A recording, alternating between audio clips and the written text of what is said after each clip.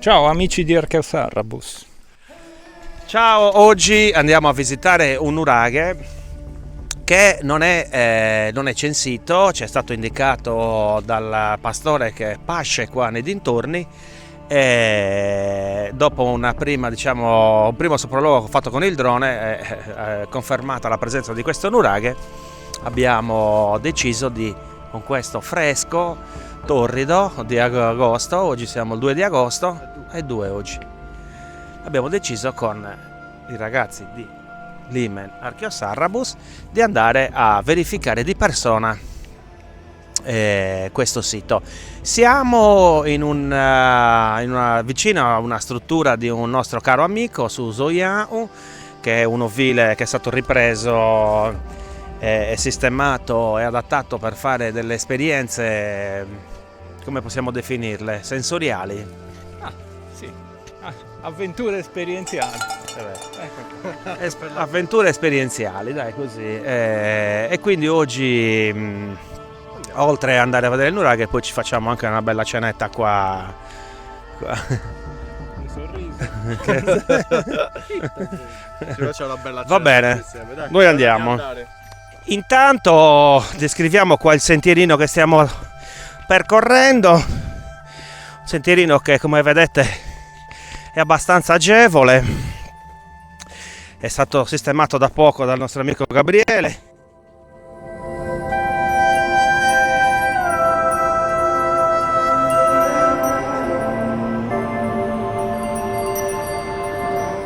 Eccoci qua, guarda che gruppo.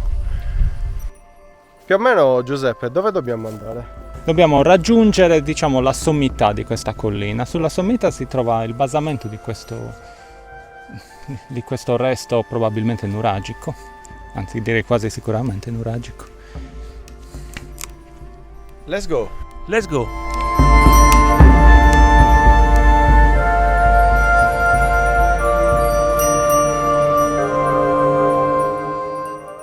Sì, è proprio un bel sentiero coperto dalla macchia mediterranea medio-alta.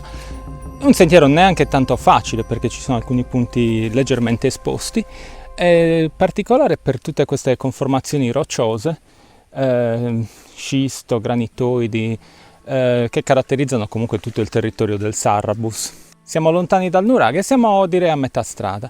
Non tanto per il tratto percorso, ma perché ci manca una bella salitina ripida.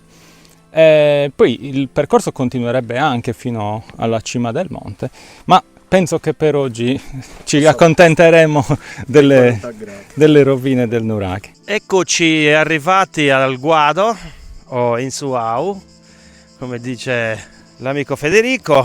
Adesso dobbiamo cercare di capire dove salire dall'altro lato, ma abbiamo qua un'esperta guida che sono sicuro ci porterà in tranquillità verso l'obiettivo che ci siamo prefissati. Però guardate che bello, questo adesso me lo immagino magari d'inverno con l'acqua che scorre. Gli orchi. No, io volevo parlare del rumore dell'acqua. Sì, è un rio, quindi il corso comunque non è stabile. Certo, quando piove abbastanza si formano dei bei rigagnoli e certamente un'atmosfera molto più fresca di quella che sentiamo adesso, e anche vita, tanta vita, perché dove c'è acqua, lo sappiamo, c'è speranza.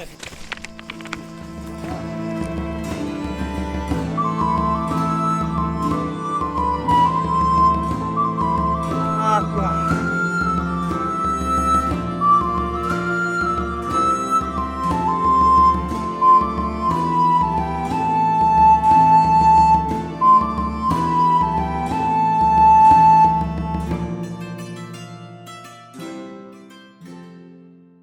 Dove eravamo rimasti? Sono rimasti che abbiamo visto così il nuraghe e a prima vista cosa abbiamo notato? Allora, a prima vista lo possiamo definire nuraghe intanto, perché noi lo stiamo definendo nuraghe, ma secondo me sì, perché poi anche la forma, ci sono degli elementi che ci fanno propendere per questa definizione. Allora, una cosa che mi ha incuriosito personalmente è questa traccia di doppio paramento murario. Perché mi incuriosisce?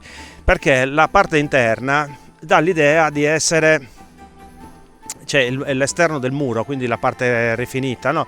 Di solito quando ci sono i due paramenti, sì, quello interno è un po' più grezzo perché non era vista, invece in questo caso è come se ipotizzo avessero fatto magari questo rinforzo successivamente, magari per fare un bastione, un camminamento, oppure magari perché c'era un corridoio in mezzo, no, perché è troppo stretto, quindi no, perché per esempio ne abbiamo visto altri dove c'era il corridoietto in mezzo, un altro tra l'altro anche qua vicino, e poi da qua, da questa torre, così la definiamo, parte un altro muro che fa riferimento a un altro ambiente, un'altra torre, anche questo di dimensioni, di belle dimensioni, fa tutto il giro, poi a un certo punto si perde, intanto ogni tanto vedi emerge un pezzo di terracotta, abbastanza grezza questo muro che gira, qua vedi sicuramente passava qua,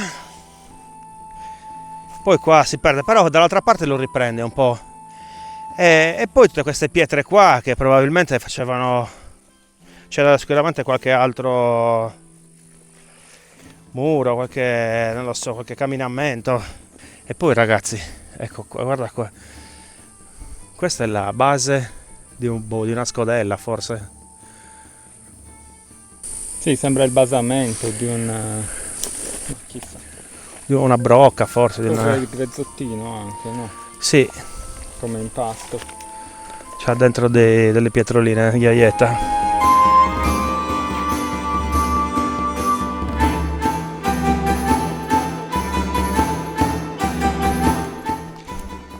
Quattro chiacchiere al nuraghe.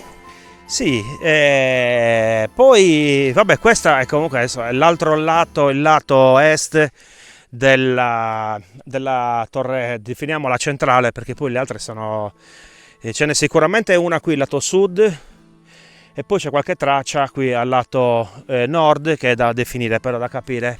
E poi ragazzi, un panorama spettacolare, da qua si vedono l'82% dei nuraghi del Sarrabus, Orridrogiu, c'è Achenius, Cunciao Gazzula, lì vediamo Serre Sabisi, Fotiano 1, Fotiano 2, c'è qui Lilleda, da qua si vede Monte Ida, si vede Priamo Ru, si vedono i nuraghi di San Priamo, l'1, 2 e il 3, si vede Sudasuru, si vedono, ma si vede anche, guarda, dall'altra parte i nuraghi si vedono fino a Monte Ontrogiu, a Rubiu, si vede Pispisa da qua. È incredibile ragazzi, c'è una visuale, si vede su Zipiri, si vede Monteferro, è incredibile. Qua di notte accendi un fuoco, si vede da lontanissimo.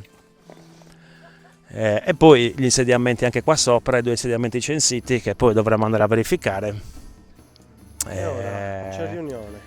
Adesso scendiamo giù, ci facciamo un ultimo, prima di salutarvi vi facciamo vedere il posto meraviglioso che ci ospita, Susoiao da Gabriele e poi va a pausa.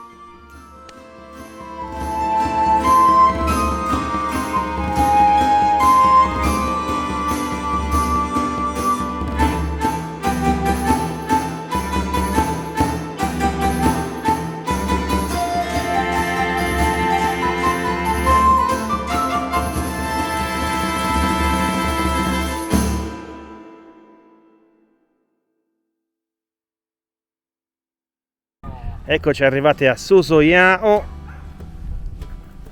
guardate qua che meraviglia, questo è un vecchio ovile che è stato ristrutturato, guardate che bello, quella pianta lì meravigliosa, e quindi oggi siamo ospiti qui da Gabriele, un posto che vale la pena di visitare.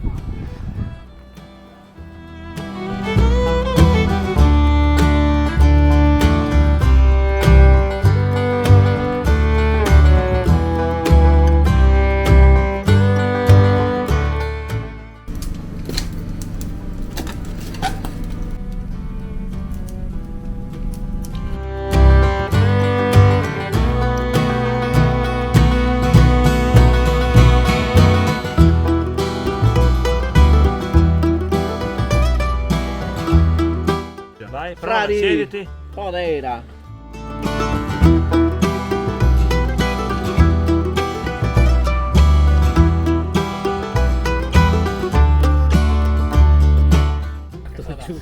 Sì, ma dovete almeno aspettare che si accenda la macchina. Da Susoya e dal Nuraghe e Rio Trotto è tutto.